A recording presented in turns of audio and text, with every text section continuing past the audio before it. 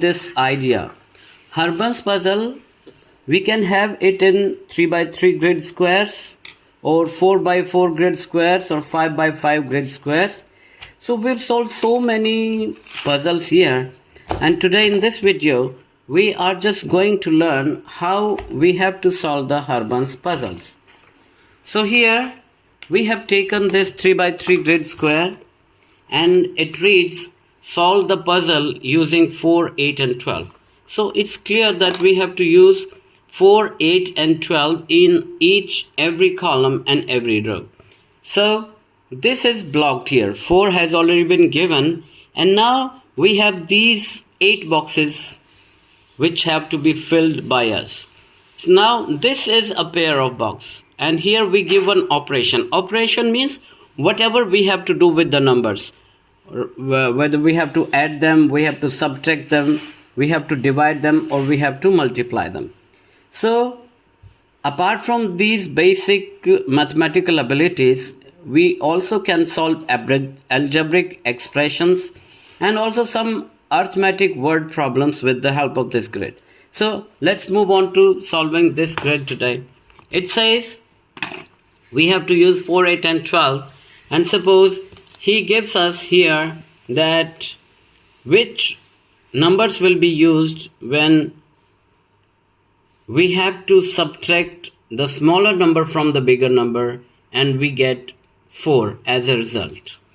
So we have to get 4 when we have to subtract the smaller number from the bigger number.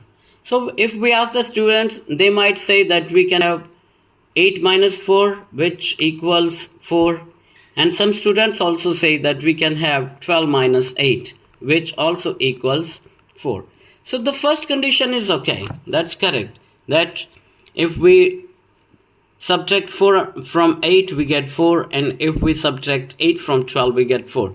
However, now we have to think, can we take 8 and 4 here, or should we take 12 and 8 here? So if we take 4 and 8, we can take 4 here, we can take 8 here.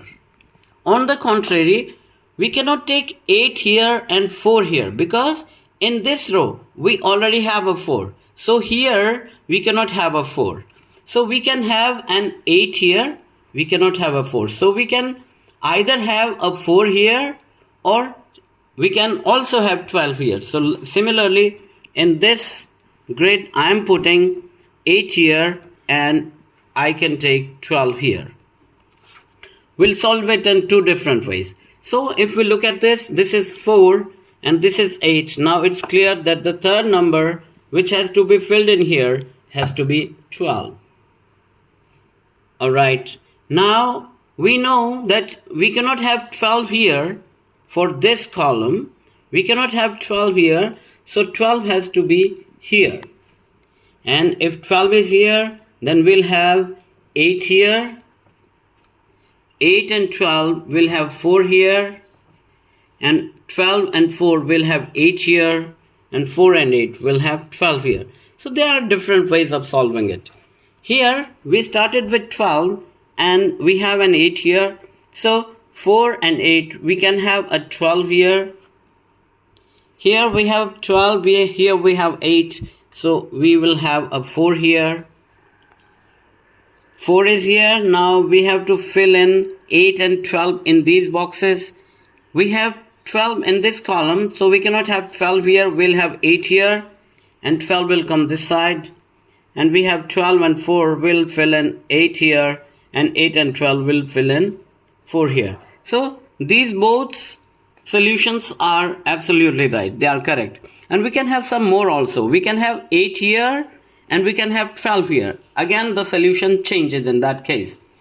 Here, what I want to mention is that if we have just one operation, like we just had this operation, that we should have a 4 after deducting the smaller number from the bigger number. But when we have more operations, like if it says we have to have 16 here when we add these two numbers, then we cannot have this option 8 and 12, because in that case 16 has been mentioned, so we'll have to have 12 and 4 only. But the other thing would be, we can take 12 here, we can take 12 here also. So that can vary. However, the more operations we have less number of chances of multiple solutions. And if we have only one, then we can have multiple solutions. Thank you. This is enough for today.